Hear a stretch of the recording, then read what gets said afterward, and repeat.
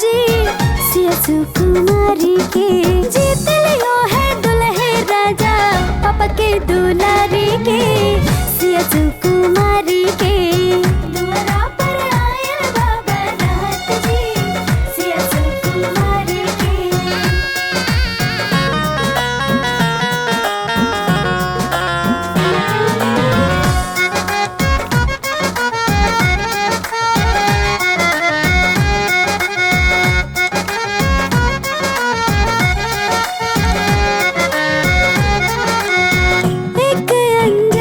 संग डोर बन्हाला एक पल में जीवन जुड़ जाला। एक अनजान संग डोर बन्हाला एक पल में जीवन जुड़ जाला।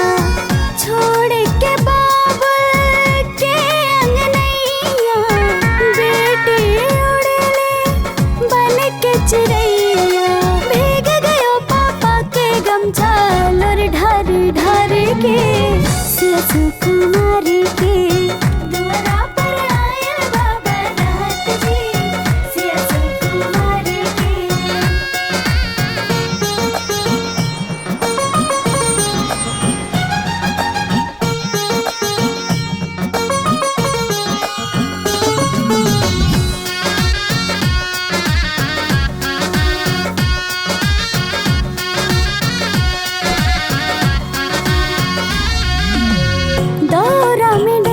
धरी आइल ससुरार हो एक घर सोना दूजा घर गुलजार हो।